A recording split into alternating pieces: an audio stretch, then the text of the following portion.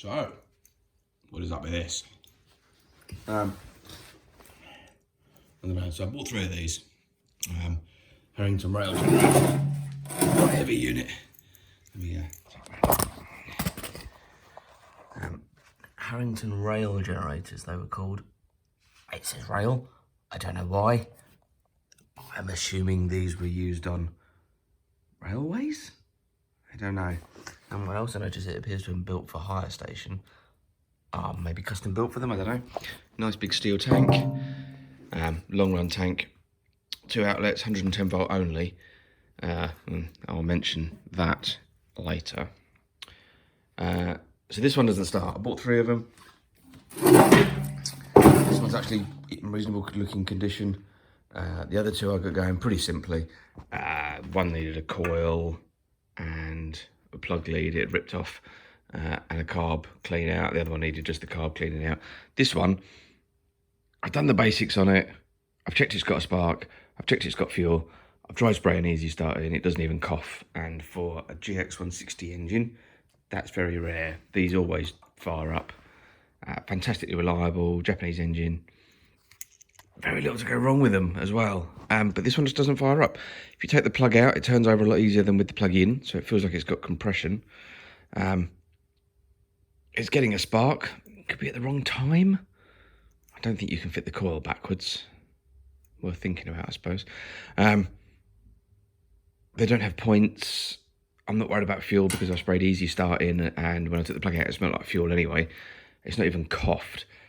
So I think it must have no compression. So I'm going to take the head off and then have a look at it. And hopefully we'll get this bad boy running. I'm hoping that it generates. The other 2 generated fine. And now I want to keep this one because I've even got myself over there, that thing, 110 volt generator load bank to test it with. But I don't know if that works. So we need to get that working to test that, which will test that. We'll think about that. Right, I'll put you back in the tripod and then we'll start taking a few bits off this.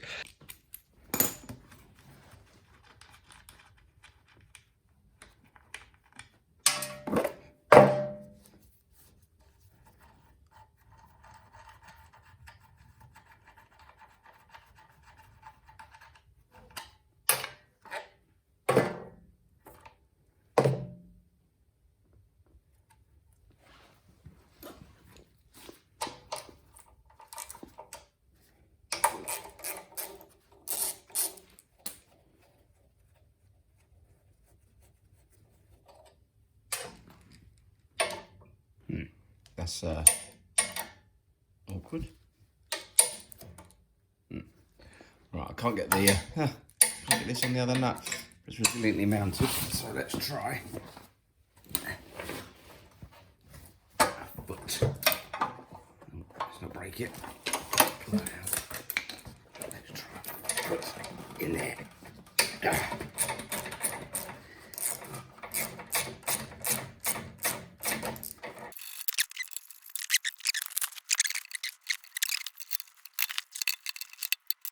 Right, plan B. That doesn't come off because of the frame. I could take the whole thing out of the frame, but I don't want to. I'm only going to take that out if I need to split it from the generator. I just don't want to do that. But I suppose there is could be an issue with the decompressor inside or the camshaft. I hope not. Let's consider taking the entire head off. With that still attached? Let's give that a go. So I've actually never taken the head off one of these before. Those 4 bolts take this cover off. I don't know if underneath is a head bolt. I do know that there's a metal cover here. It looks distinctly like it needs to come off.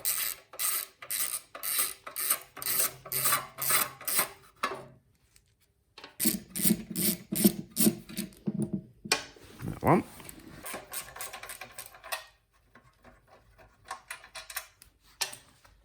I'm hoping that under this tin cover is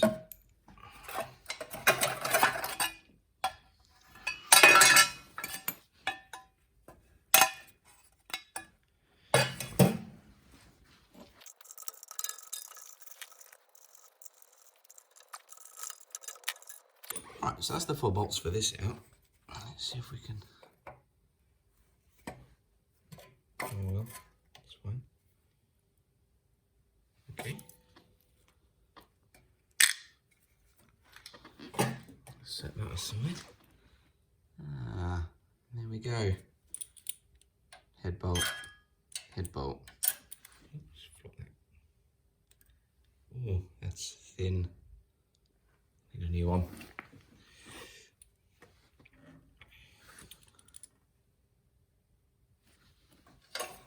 So if we turn the engine over, you can see those operating.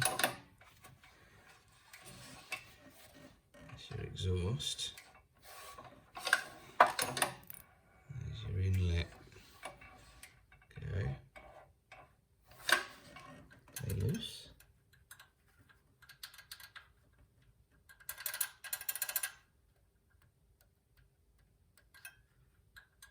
Feels like a reasonable amount of play, and they're both together.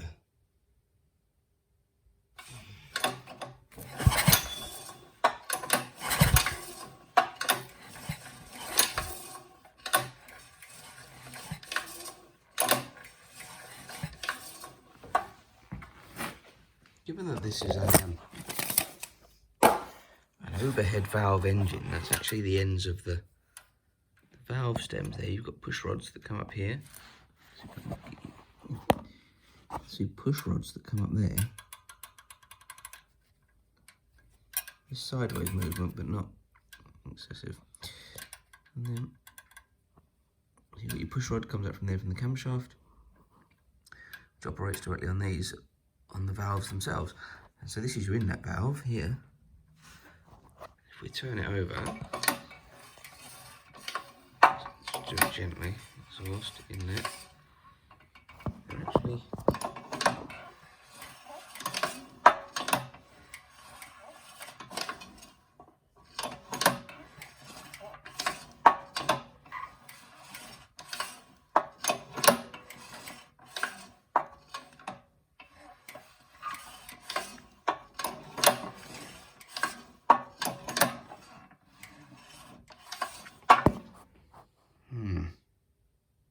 what could possibly be wrong here? I guess we could still consider the coil. It's a lot less hassle than removing the head at this point. And if it's only in there, and I may even have a spare one. Let's take that front cover off. Well, those valves look like they were operating correctly. I don't know if you noticed the exhaust valve, when it did its down, it then did a little, which I think is the decompressor. So I'm thinking that that's actually working. Unless it's not disengaging, but you'd expect it to at least cough. And you're getting nothing.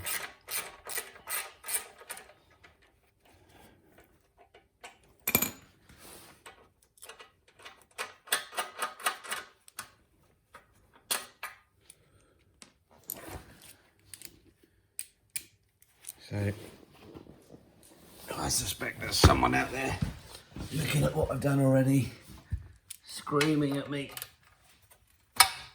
That's obviously this is wrong.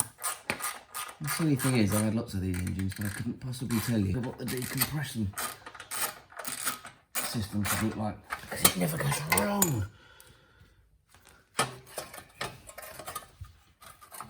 There you go.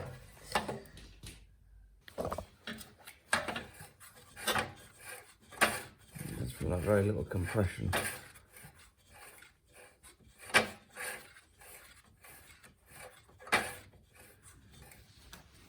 Now we think about it, it's pretty rubbish.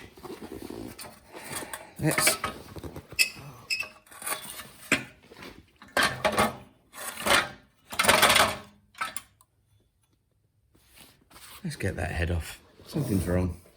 I'm going to say that that's one. And that's one. There's one there. One under there. Right down there. Let's take all this off. And then probably take the exhaust off. Get to that one. Of course that's one. So the phone died just as I yanked the head off, but nothing really dramatic. Gasket, nothing wrong with that. It looks like dirt, but it's carbon in there. It actually looks in really nice condition. There's your push rods. I've got the cylinder head. Looking at the cylinder head, again, nothing obvious. No stuck valve. Seems to be okay.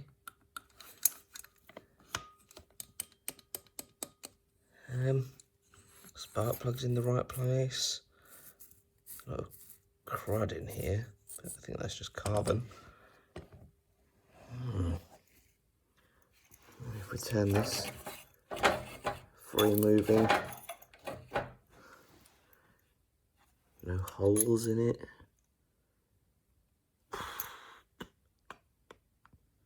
Wow. So as I said, camera died. Got the head off. It all looks okay. What I'm going to do is put some carb cleaner. It's actually clutch cleaner, I think. Same stuff in here. See whether this holds liquid.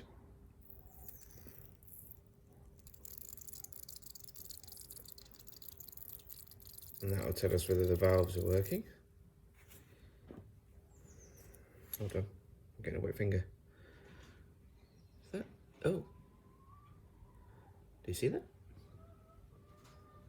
It's leaking from... Oh, the carburetor. So it's the inlet valve. Can't be sealing properly. Oh dear, oh goodness. Right, good, that's everywhere. The inlet valve, just this big one, can't be sealing properly. I don't know if it's just got some crud in it from where I've played with it. Looks okay. Let's take this part, take these off, take that apart. Let's see what's going on in there. All right, let's see. So you can see they've got a little stylus here, a little nubbin taken out. I think you just, if I push up on the valve, push down on the valve seat, push it towards me, there we go. So I start in some form of order.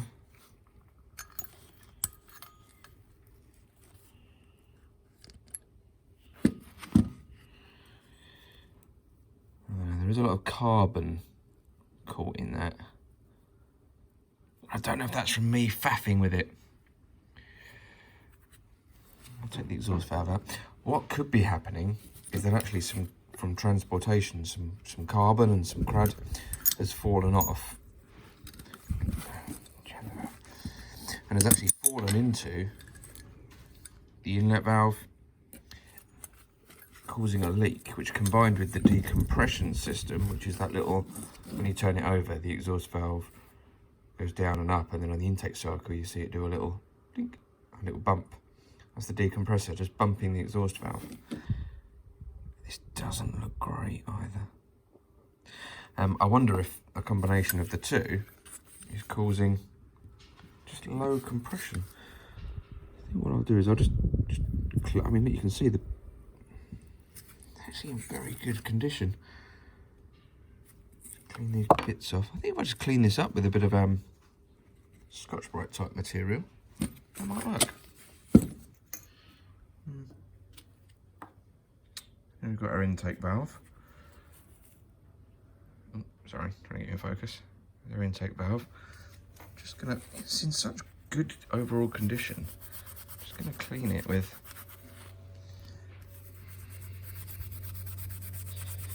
it's like Scotch-Brite type stuff. Actually, that's coming up really nicely. I don't think this unit's in a huge amount of work. My concern there is that actually this engine's been rebuilt. Wrong. Perhaps the camshaft's in the wrong place.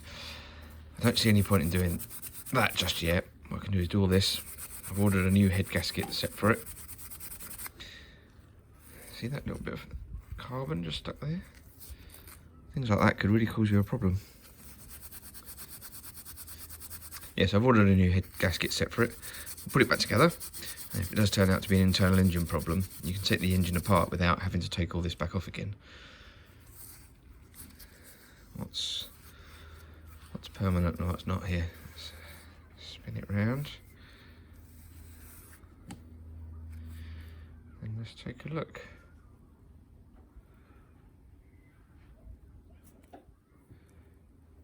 I'm actually pretty happy with that. And I've seen a lot worse that's run fine.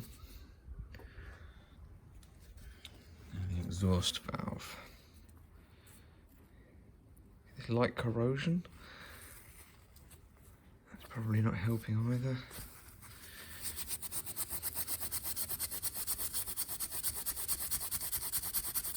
What's that look like? Oh wow. Lovely.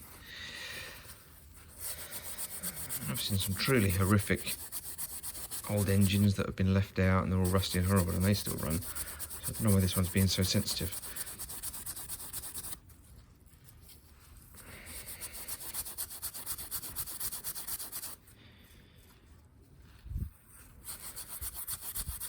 You can see the hole in my glove and the bandage underneath. Funnily enough, there's a cut in exactly the same place.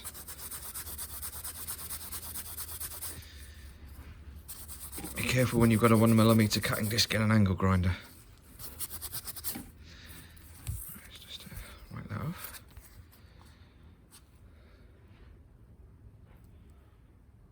There we go. It's really consistent. It's not going to be perfect. I will give all these a wipe off before I reassemble. Let's have a look in the head.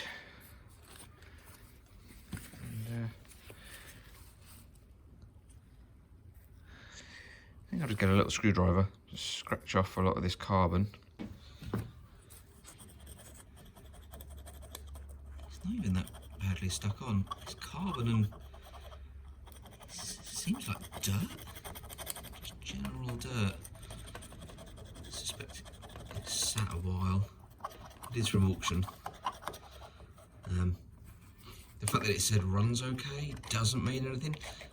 The auction that I bought this from, this is an important auction learning point, dresses their items.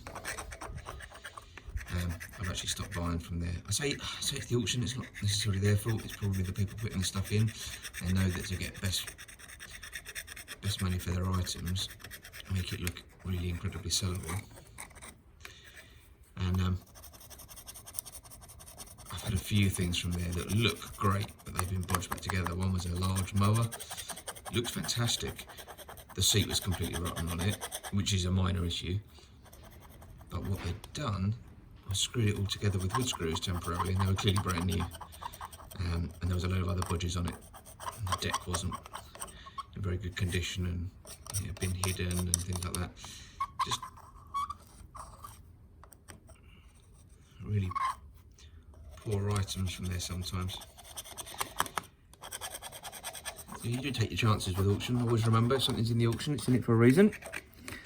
That goes for cars, machinery, everything really. Because if it's a good price, why aren't they getting that price somewhere else? Some things are legitimately in there, companies that have gone bankrupt and whatnot. The particular auction that I've bought from, this came from, deals in ex-hire equipment. We know the generator's ex-hire.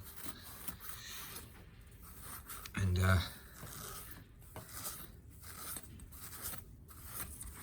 yeah, they like to get the most money they can out of their fleet items to reduce their overall lifetime cost. So for all I know, this one said runs okay on the top, just to get it sold. Yes, you can go and view items at auction. If you're going to buy something big, I recommend it. Or if you're near to the auction, the problem is I'm never near these places, so I do all my bidding online. You really do take your chances there, but you have to bid accordingly. Let's blow this out.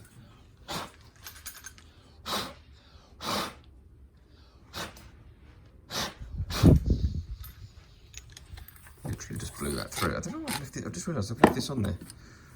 And it's hampering me. Someone's been here before, look. Rip gasket. Unless I rip that. Fucking around with it. I don't think so. Does that come off? Yep. There we go. Slightly easier to handle. It's actually not that bad. That's the exhaust. I'm not bothered about cleaning that out. Intake. Actually pretty clean. Don't worry about that. Get a bit of that carb cleaner, wash it through. I will wash all this off before we reassemble. This isn't the cleanest environment to be working in. You can see my bench is covered in bits and dust and a dog collar and general stuff that's ended up lying around. Oh,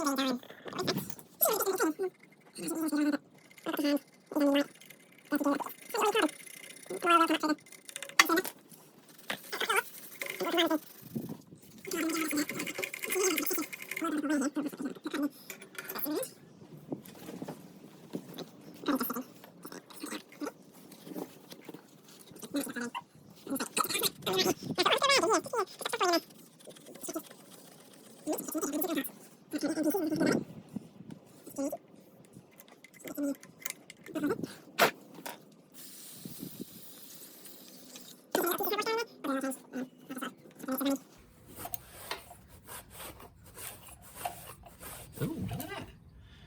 That wasn't me. Those marks. Can you see those marks? Let's see if I can get you in there.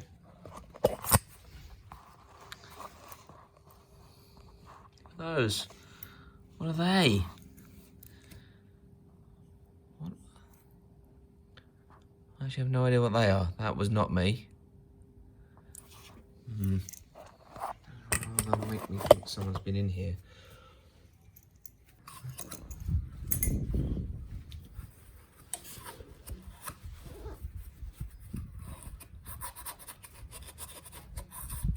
Well, I'm kind of at a bit of an impasse now. I need the extra parts, so I think we'll have to leave it there. Ah, auction dressing. That was it. Right, let's look at this. Get you in here.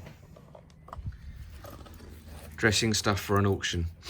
Something they'd done was this had a blue cover on it for 240 volt.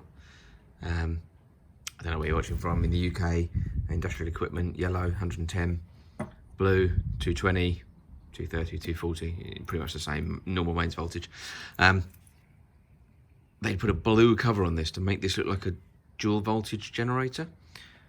Now, I knew it was a 110 volt generator. I was happy with that, and I knew because you would never have a large amperage of one voltage and a small. I mean, I suppose you might, but I've never seen it. So as soon as I got it, and the reason I know it was dressed like that and not just a cover that somebody had popped on because the cover was missing, was because all three of the generators that I had a blue cover on here. And at first, I thought they were 240 volt sockets, albeit a 110 volt generator. But when I checked, that is actually a 110 volt socket. The tab at the bottom, it's hard to show you, is at the bottom opposite you. Your pin up there, and they're not like that on a 240 volt. They're different. The pins, I think the tab's at the bottom, but the pin layout is different. Imagine the centre piece being rotated. So yeah, so somebody had made them look like dual voltage generators to get more money for them. Yeah, be careful. So let's check whether the valves are working now. Cleaned them up a little bit. Just laid it out here. All I've done is wipe these off after the cleaning before. Wiped most of this round. I've blown this through with a bit of carb cleaner. That valve's a bit oily for my grubby hands. Let's see if we can get a decent seal on these valves. Now they're slightly cleaner.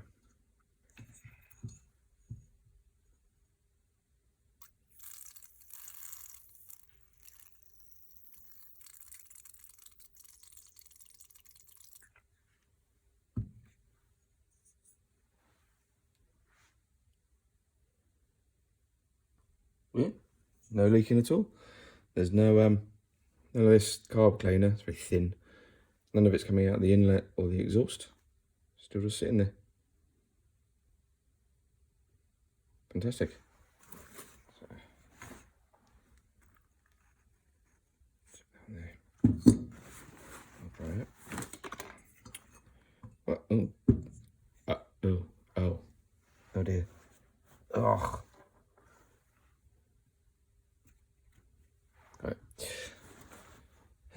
Right. That's much better seal. Let's hope that that's the answer. I have bought this. Doesn't fit in the frame. This eBay special. I'm quite impressed. It's come on a card and everything. The head gasket's the thick type, which I would expect on an engine like this. The one I took off is this thin metallic type. I saw this listed on eBay as a go-karts type head gasket. Now, I don't know why that is. I don't know if the go-karts run a higher compression ratio and this has been changed. I don't know whether that's a design feature of this one to raise the compression ratio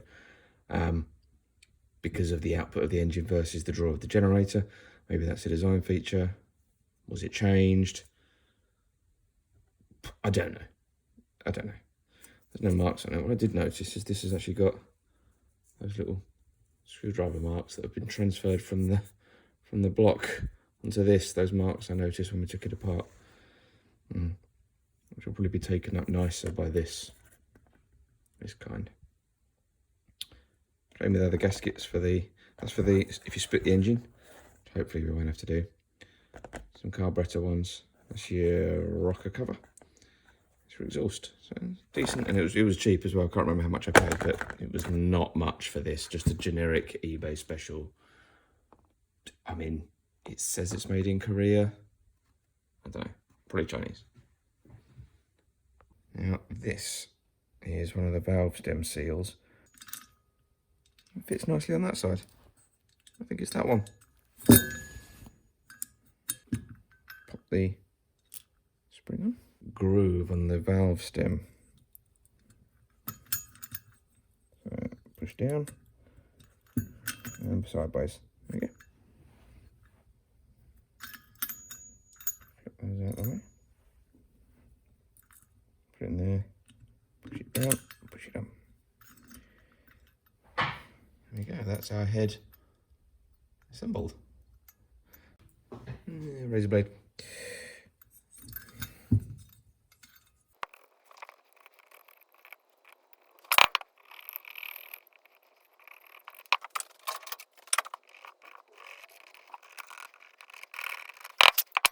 Better. So just deal with any little bits of old gasket and whatnot on here. You have to get mad. It's not a car. It's not a race car. It's a generator engine. Just a gentle scrape on here.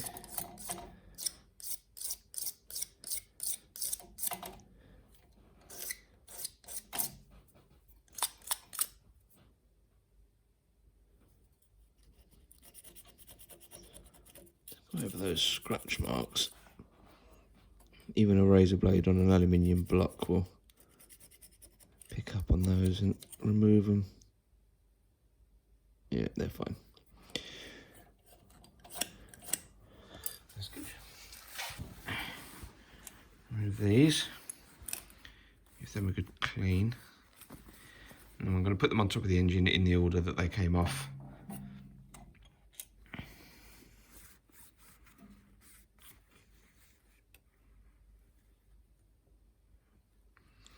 Seem to be very nicely made. They've got a little hole in them.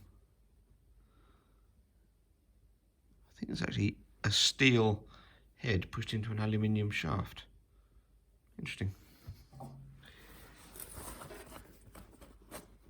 Just clean out that oil collection gallery there. Major scars out of that. Right, I think we're ready to pop the head back on. Ooh, new gaskets.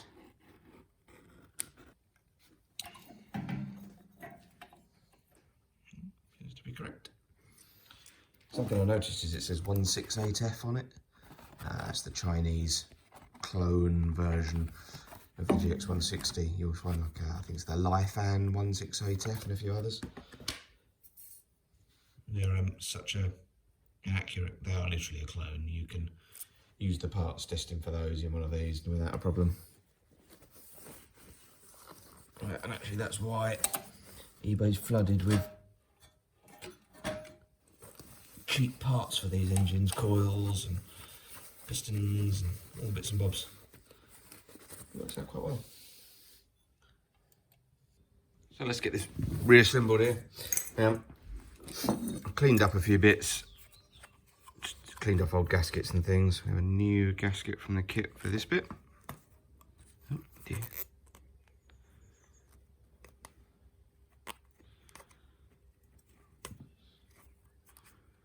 Well, that's wrong, isn't it?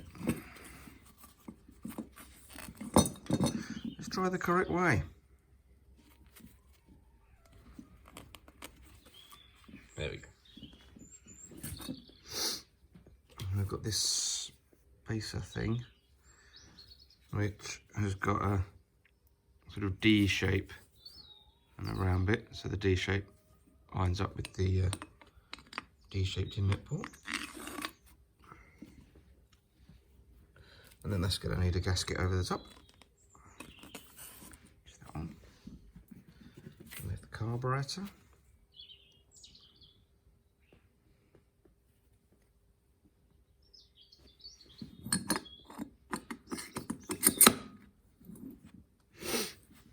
We have this metal plate with rubberized sealing rings on it. Which way around does that go? That way. There we go, you can see the little cutouts in it line up with the holes in the carb. And then you get your sort of inlet housing. Before we do that, we need to put the choke lever on. That just sits on that. Operates the choke there. That pin just has to engage with the plastic. Push it forwards. So on. And then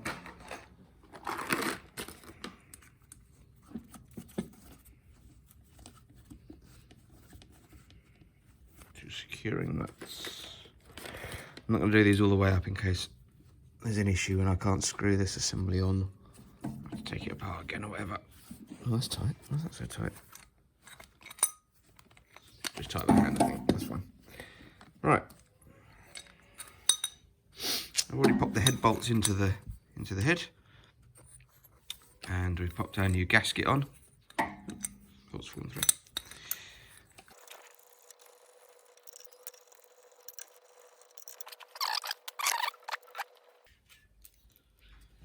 I'm not going to put the exhaust itself on yet because I need to adjust these and they'll just get in the way. The rest of the bits are on. I do need to put the... see if I can get the throttle linkage back on without moving the carb. Let's try that out. I think there should be just enough play in it. Yep. It's on. Can't get the spring on yet.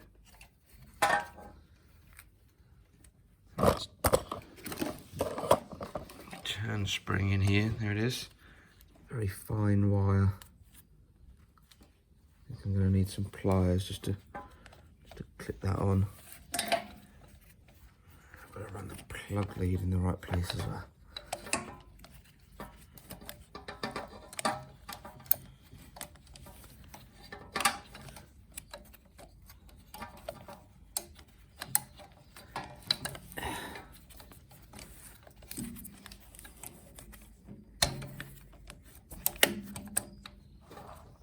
There you go. That runs into that plastic spacer thing. As long as that reaches. Yep. They're fine. Head bolts then.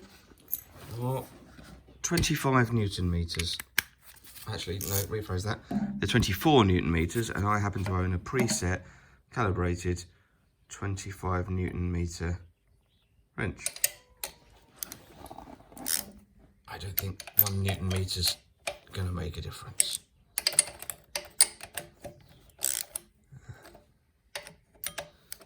Gradually start tightening this down. And about 1/4 of a turn at a time. Just under. Just until it feels like it's starting to go tight. I'll just keep going round until it sets.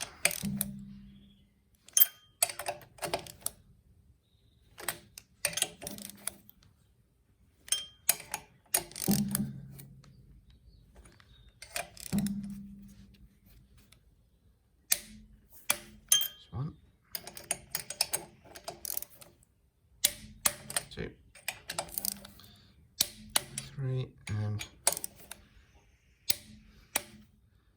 4. This one's the one that moved last time. No. Good and good. Let's get the push rods in. Adjust the valves.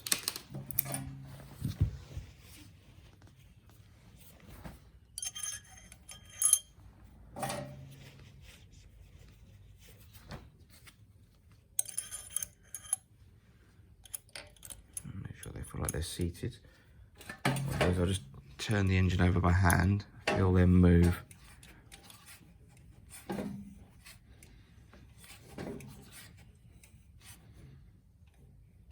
Yeah, seems to be fine.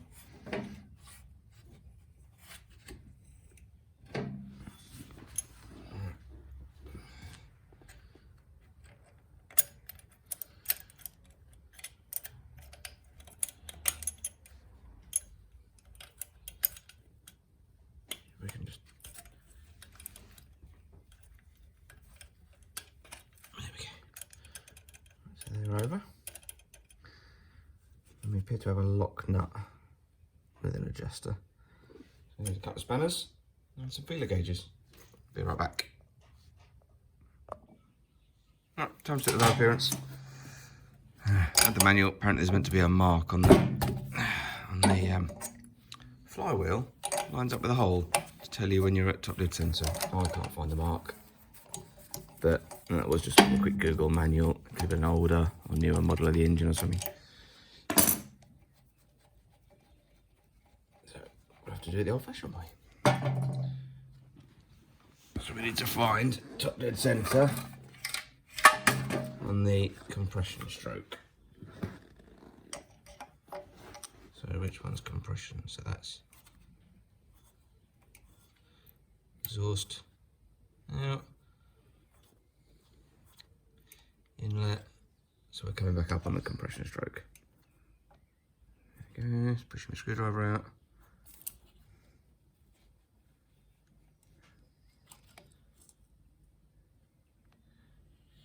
Just keep turning until it stops. There we go.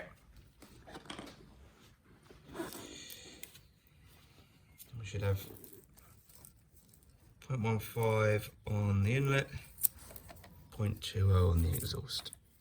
There's our 0.15 and 0.2s. So 0.15 on the inlet. Expecting this to be wildly out. Yep. Because of the thickness of that head gasket that we've installed, I'm expecting these to be huge. Take the lock nut off both.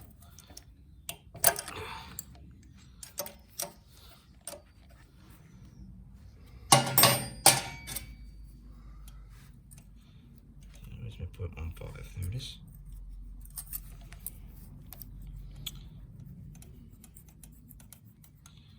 Just gently tighten.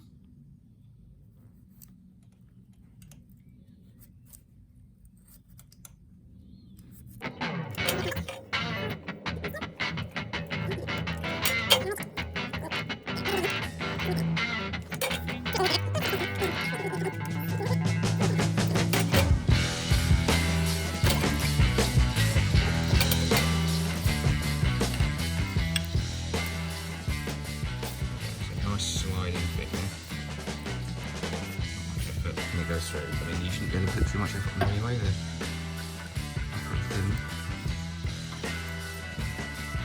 Nice. And then for the exhaust, again, that's it.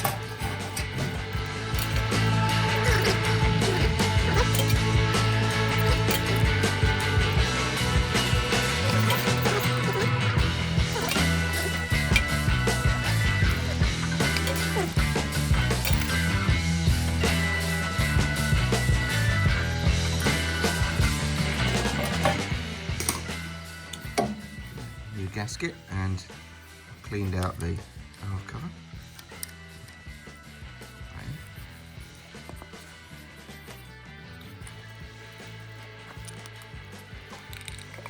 Before I get too carried away, let's make sure that I can push this breather hose on. So everything does that go on that side.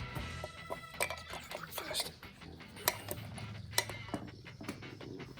Oh, we've got a loose.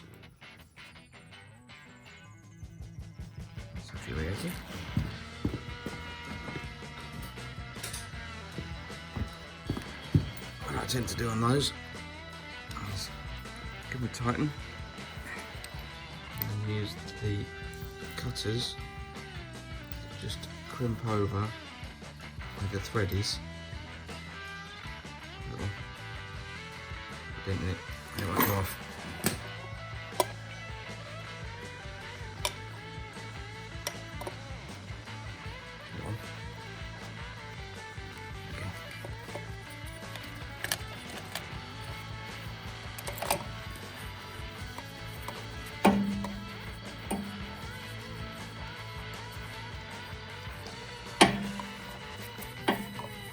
Look at me start plugging in, but that'll be last. Really sure that we had a mechanical problem with this.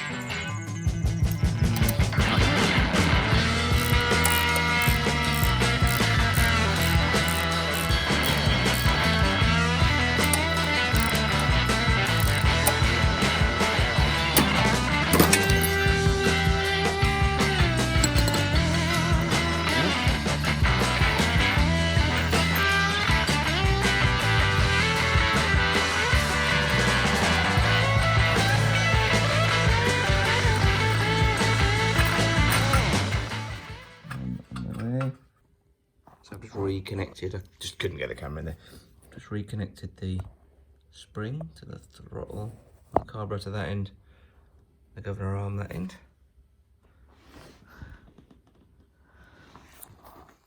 And then I need to take my screwdriver out my fuel line, which I was looking for the other day, couldn't find it. That's where it is.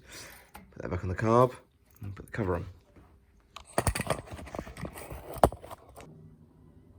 Alright, well, I just did a video putting that on, and it didn't record.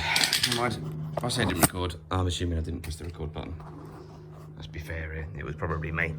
I put this on, it's really simple. It's just the 4 bolts in the corner. And there was a bit of, I'd see, there's a bit of wiggling in there to get the back of the tin work underneath that. Sorry, it's a plane going over. I've reconnected the oil alert because I don't think that was the problem. I'm pretty confident that the problem was, well, or is going to be something we fiddled with. But I've reconnected it. If it doesn't start, I'll just disconnect it again. You just yank the wire off. The oil alert, if you disconnect it, it doesn't prevent the engine from starting. It only prevents it when it's connected and there's no oil. So let's give this a go. On. Fuel. So fuel tap on. Choke's already on because of the way we had to put the plastics on. Let's go give this thing a go. I undid the screw on the throttle adjuster when we were working on it before. I've screwed that in a random amount to try and get the revs up if it does start, and then we'll see.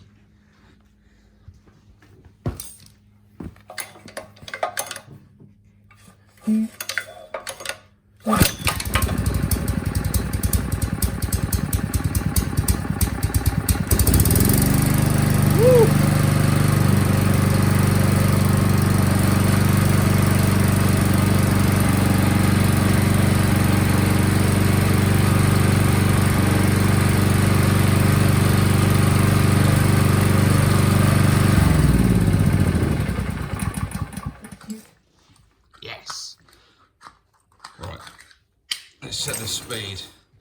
I know it's not quite up to temperature, but let's get the speed somewhere right. And I'm going to use this, which I saw on, I think this was on Musty One's channel. Brilliant channel. If you don't know about it, go check it out. This is a Tracit cycles second hertz meter. Very clever. So what you do is up here you've got, I'm trying to triangle it so you can see it in the light. You've got your RPM in 1000s, and you turn it to whatever number you want. So we want 3000 RPM. And here's your hertz meter, which, funnily enough, in the UK, our electricity is 50 hertz, 50 cycles. I think in the US, it's 60, possibly. But we have 50 cycles in the UK, and that goes for 240 or 110 volt. They're all 50 cycles, just different voltages. And so all our generators run at 50 cycles. And if you see on this, that works out very well. That's why these engines run at 3000 RPM in the UK, because that's 50 cycles a second. So all you do is you set that, we start the engine, you hold this against the engine, and when that starts twanging, doesn't show up very well on the camera because of the refresh rate. Essentially, when it starts doing that on its own, got your engine speed right. Let's give it a go. Start her up again. Probably need the choke. I'm going to try and do it behind the camera. It started really well.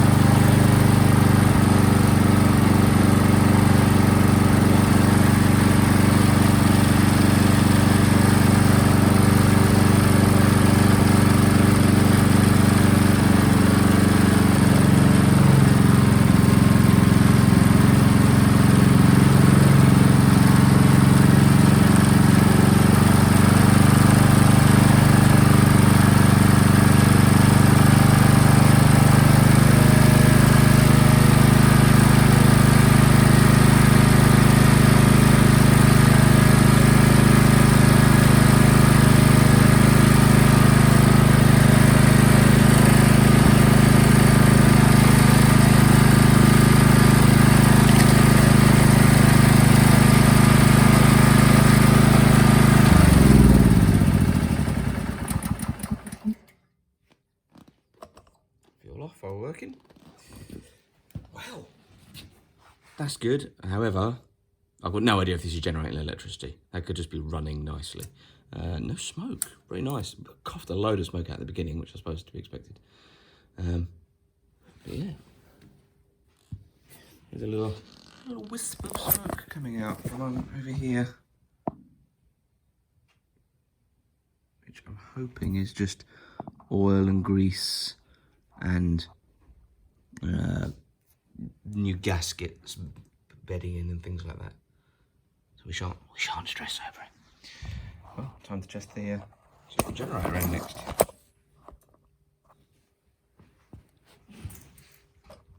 Thanks for watching, really appreciate it. I'm new to YouTube, and talking about what I'm doing as I work is quite new to me, so I'm still getting used to that and relaxing into it. Put a comment below if you liked it, if you didn't like it. Let me know what I'm doing right and what I'm doing wrong.